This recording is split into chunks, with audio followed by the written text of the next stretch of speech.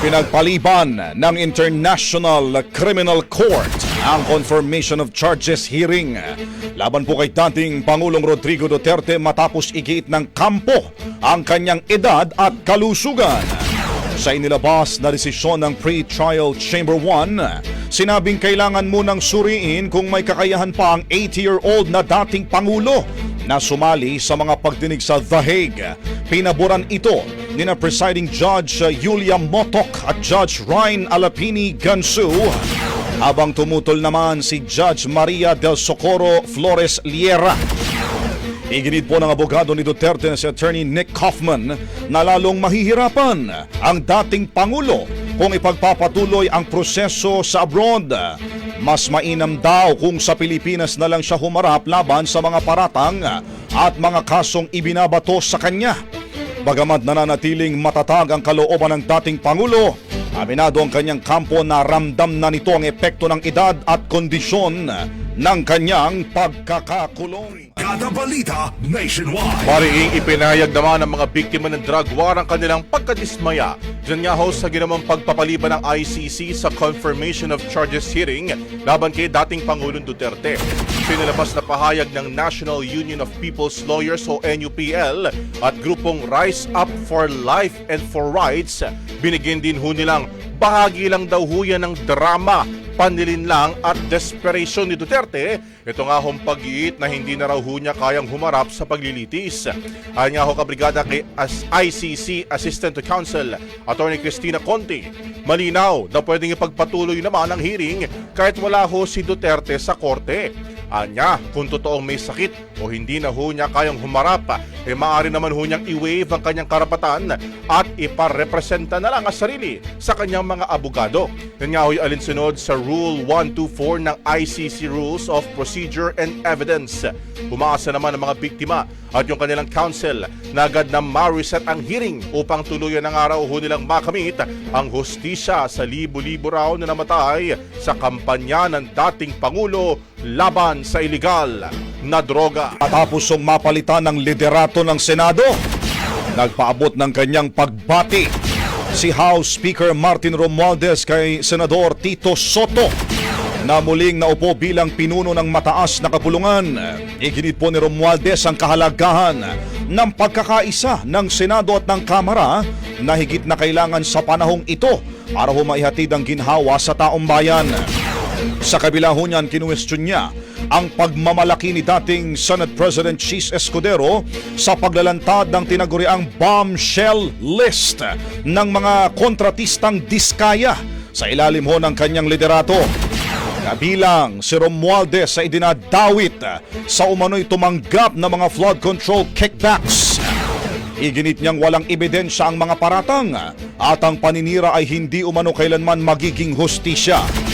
Bukod kay Romualdez, mga kabrigada, mahigit kalahati ng mga mambabatas na nadawit sa listahan ang mariing tumanggi sa mga akusasyon at nagbanta pa ng kaso laban sa mag-asawang DISCAYA. President, at this juncture, may I now move that we proceed with the election of the President of the Senate and recognize the distinguished gentleman from Bukidnon, Senator Zubiri, for his nomination. So move, Mr. President. An objection? There being none, motion is approved. Maraming salamat, Mr. President. Mr. President, I have the honor of nominating Senator Vicente C. Soto III as Senate President.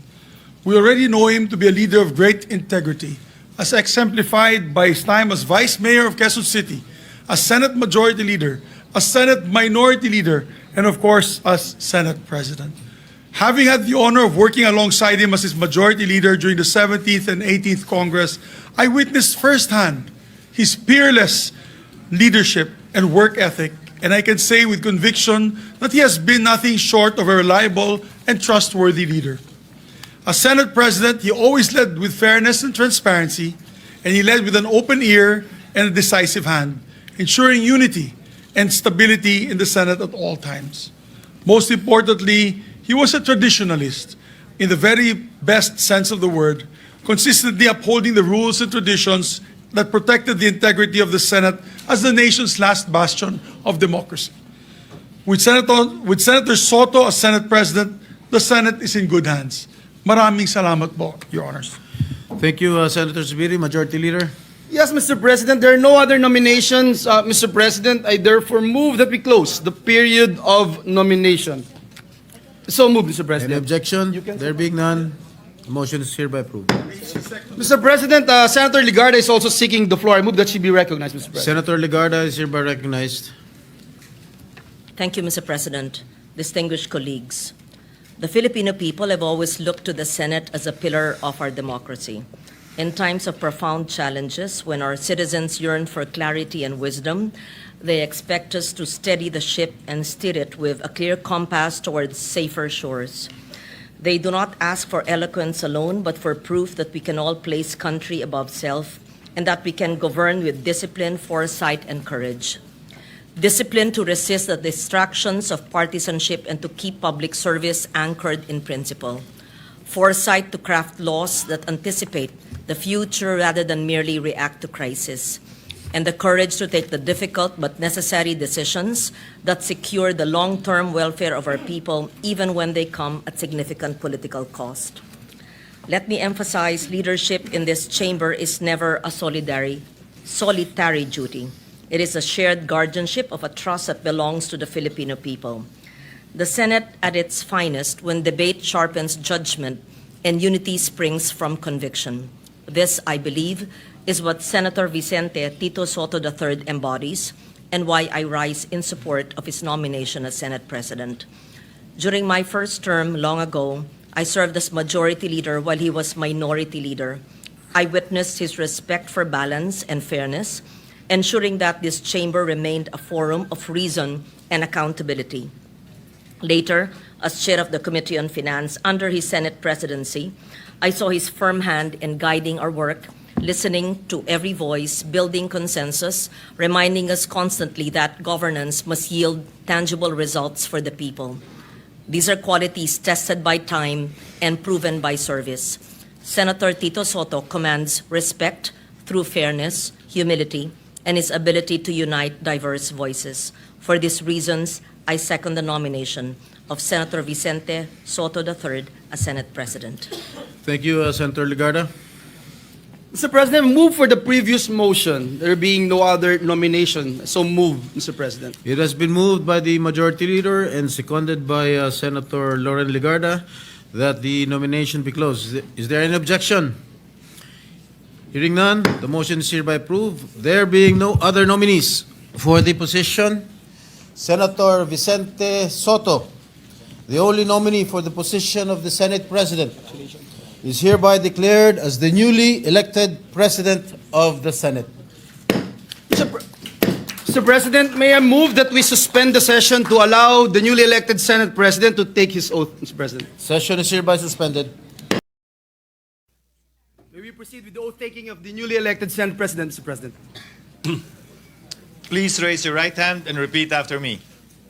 I, please state your name. I, Vicente C. Soto III, Having been elected to the position of Senate President, having been elected to the position of Senate President, do hereby solemnly swear do hereby solemnly swear that I will well and faithfully discharge, that I will well and faithfully discharge, to the best of my ability, to the best of my ability, the duties of my present position, the duties of my present position, and of all others I may hereafter hold and of all others I may hereafter hold under the Republic of the Philippines. under the Republic of the Philippines, That I will support and defend the Constitution of the Philippines. that I will support and defend the Constitution of the Philippines, That I will obey the laws, that I will obey the laws, legal orders, legal orders, and decrees promulgated by the duly constituted authorities, and decrees promulgated by the duly constituted authorities, and maintain true faith and allegiance and maintain true faith and allegiance to the Republic of the Philippines. to the Republic of the Philippines, And that I impose this obligation upon myself voluntarily, and that I impose this obligation upon myself voluntarily, without mental reservation without mental reservation or purpose of evasion. or purpose of evasion. So help me God. So help me God. Congratulations, citizen. Thank you, sir.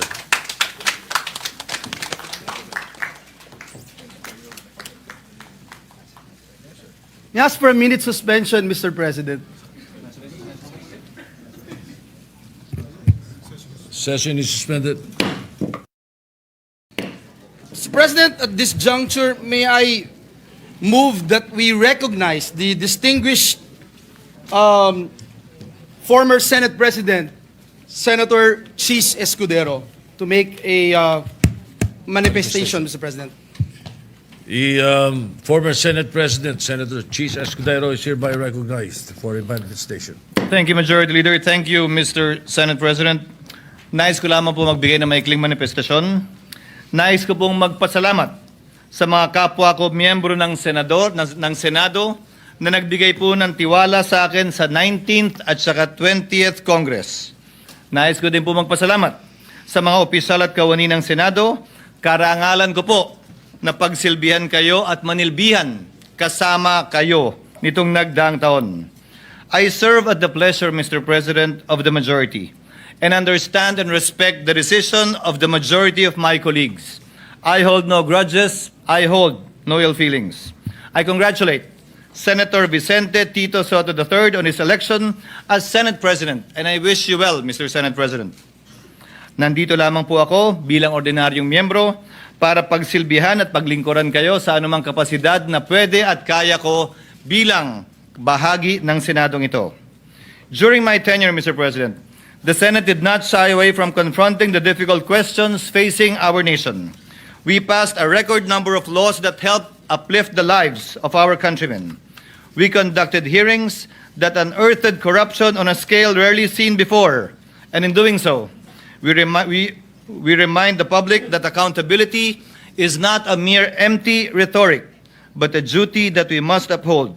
Maski na papano, sa ilalim po ng aking panunungkulan at sa pangunguna ni Congressman Rodante Marcoleta, may ilang bagay po tayong nakamit at nagawa.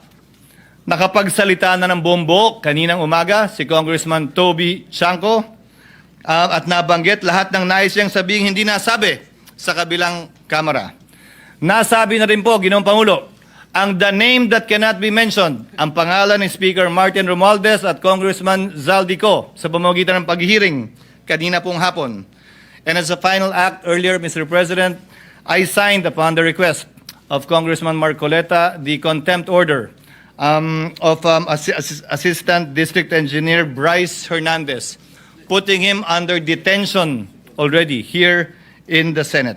Mr. President, I am proud of what the Senate has accomplished together, and I trust that the spirit of transparency and courage that have been displayed by this chamber will be sustained. Sana po, mapagpatuloy natin to. Let justice and the rule of law be done and followed, though the heavens may fall. Thank you again, Mr. President, and please accept once again my warmest congratulations. Congratulations, Mr. Senate President.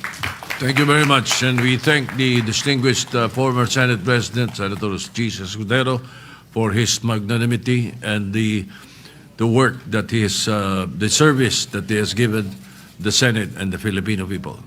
Thank you, Mr. Senator.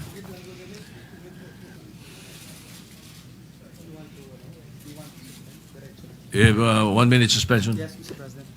Mr. President, our distinguished colleague from San Juan and the Republic of the Philippines, our former Senate President pro tempore, Senator Jinggoy Estrada, would like to seek the floor, Mr. President. May we recognize? Is there an objection? Hearing none, the gentleman from San Juan and Zambales is recognized. Thank you, Mr. President. Mr. President, it is a rare privilege to be elected Senate President pro temp 4 times. This reflects the trust and confidence my colleagues have bestowed upon me as the second highest ranking official of this august chamber. As I step down from my role as Senate President pro tempore, I do so with a heart full of gratitude. And let me take this opportunity to thank you, my dear colleagues, for electing me not once, but twice, the 19th Congress and again in the present 20th Congress. Serving in this capacity has been one of the greatest honors of my public life, and I am deeply humbled by the opportunity to have worked alongside each of you in advancing the interests of our people. It is likewise an honor to serve under the leadership of Senator Francis Escudero. I have deep respect and great admiration for this person, whom I have had the privilege of working with in previous Congresses. I have seen up close his keen intellect, calm demeanor, and unwavering dedication to public service. He is a man of few words, but when he speaks, his words carry weight, grounded in solid legal reasoning, measured thought, and clear principles. And during his tenure, the Senate functioned not just as a legislative body, but as a protector of democratic institutions, champion of truth, and a venue for dignified debate on important issues. Isang malaking karangalan na hindi lamang makatrabaho, kundi maging katuwang ng isang Francis Escudero sa kanyang pamumuno dito sa Senado. And today, we mark a new chapter in the Senate. I extend my warmest congratulations to now Senate President Vicente Soto as our new Senate President. His leadership, experience, and steady hand will surely guide us through the challenges ahead. Leadership may shift, but our shared commitment to the Filipino people remains steadfast. And as I return to the ranks, I do so with renewed energy and the same resolve to serve, legislate, and uphold the values that bind us as one Senate. Whether I hold the position of Senate President pro temp or not, I am ready to lead when needed, and I will always work behind the scenes to keep this institution running with integrity and purpose. Lastly, I would also like to congratulate my successor, Senate President pro temp, Senator Ping Lacson. Thank you, Mr. President. Thank you, Senator Jingo Estrada. Majority Leader.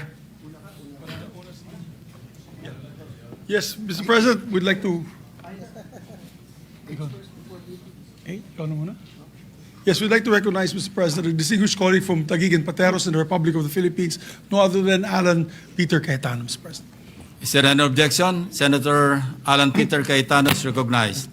Thank you, Mr. President. Mr. President, I was with former Senate President Escudero 60 minutes before we had to start the session. And then I intently listened to the prayer of our now Senate President Tito Soto. And it warms my heart that the two gentlemen and us who support them individually and collectively as a Senate can truly say, and even Brother Robin, kasi po si Propetang Jeremiah ay propeta sa Hudyo, Muslim at Kristiyano, we can truly say the warmness in our heart na pag sinabing, "For I know the plans I have for you, plans to prosper you and not to harm you, plans to give you hope in a future," is true for all of us. I saw the hope, I saw the humility, I saw the passion in the prayer of Senate President Soto, but I also saw the compassion, the sincerity, the humility of Senate President Escudero in stepping down. So now the heartbreak is that we as a Senate have to really surrender to God how we will find a solution for the massive corruption that is happening in our country at a time where the trust to our government institutions and leader may be at its lowest. Every time we think it is the worst time, something even worse comes. My hope is this. Usually, permanent ang politics, yung change temporary. I hope together we can find a way na maging permanent yung change or true transformation at temporary yung politics. It's funny, Mr. President, kasi the day